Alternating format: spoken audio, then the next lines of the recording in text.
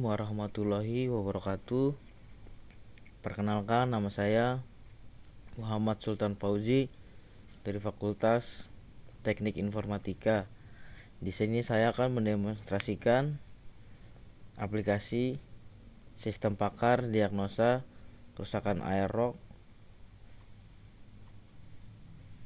155 menggunakan forward chaining pada bengkel amanah. Di sini terdapat menu tampilan awal.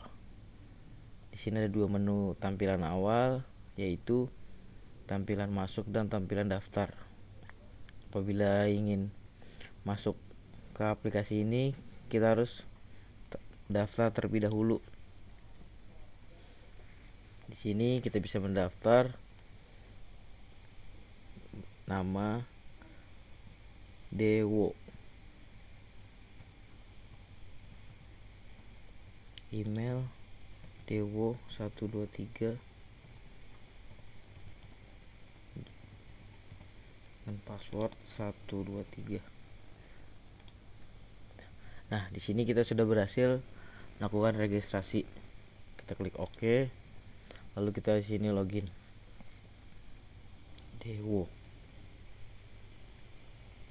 Dewo password 123.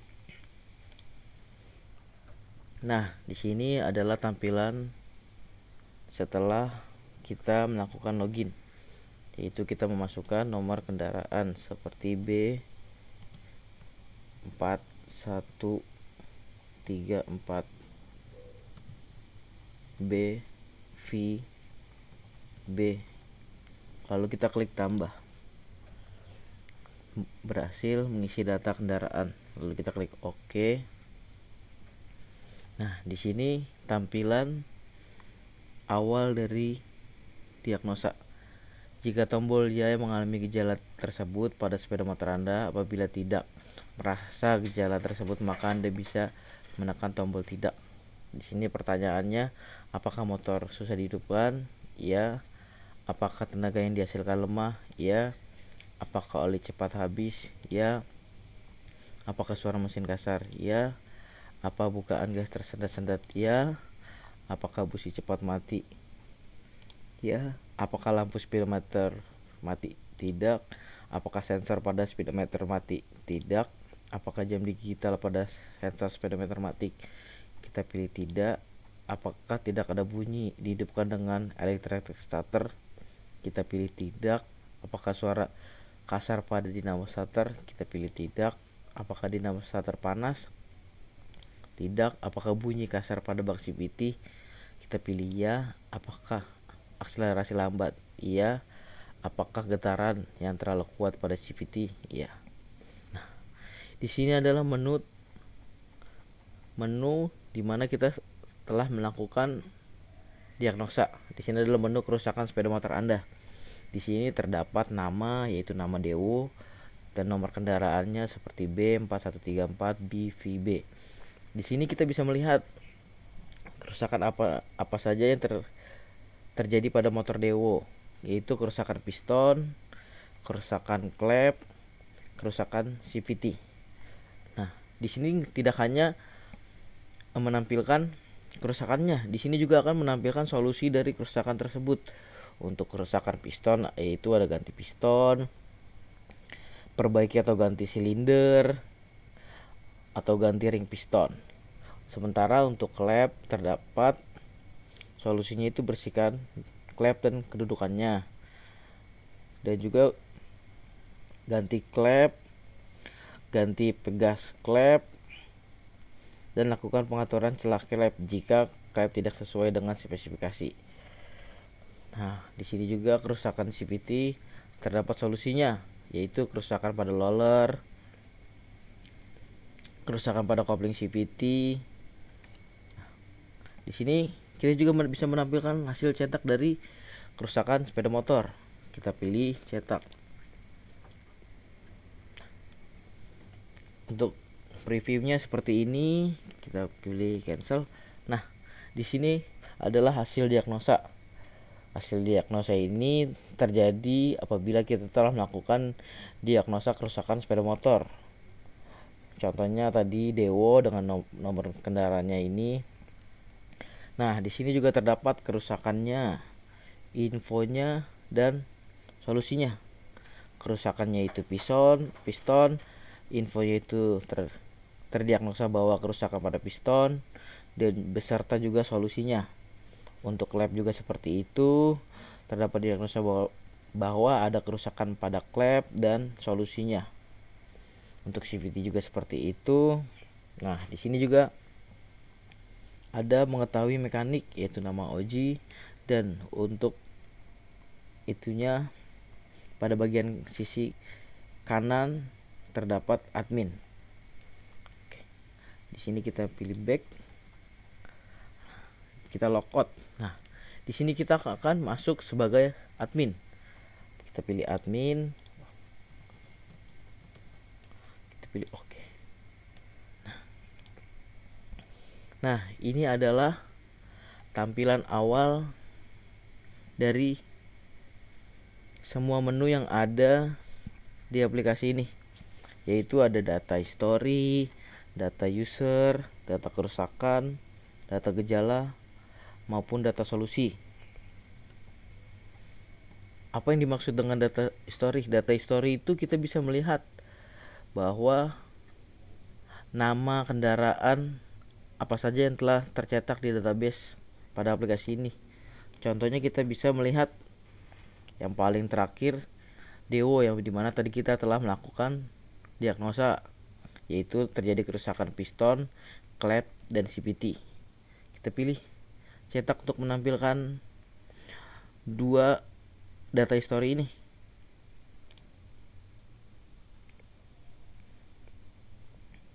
Nah, di sini tercetak semua data history ya, dari nomor kendaraan, nama, kerusakan, dan tanggalnya ya.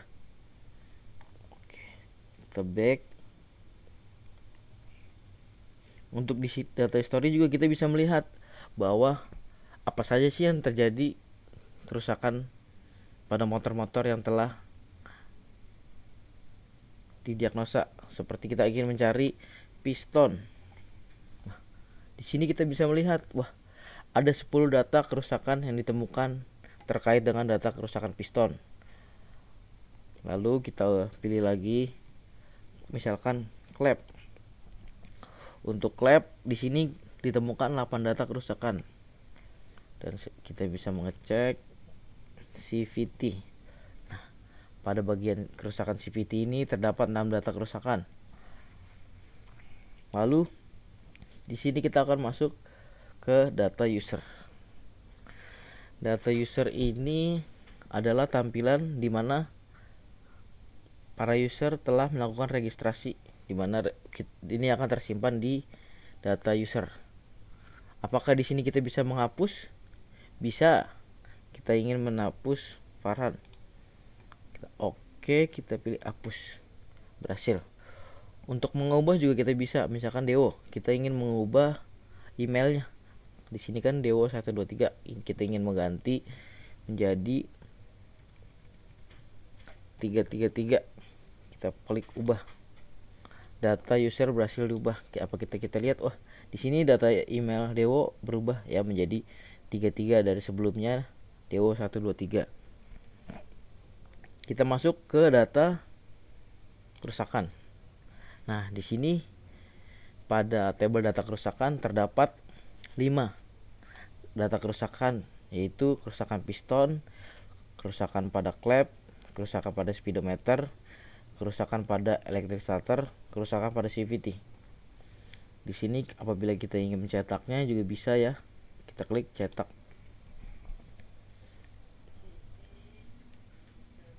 Nah, previewnya seperti ini. Data kerusakan ini terdapat 5 data kerusakan pada laporan ini ya. Kita masuk lagi ke menu selanjutnya. Menu selanjutnya itu data gejala. Nah, di data gejala ini ada berbagai macam data gejala, yaitu ada, kita hitung ada ya, di sini ada 15 data gejala. Untuk memastikan bahwa ini ada 15, kita kita bisa mencetak.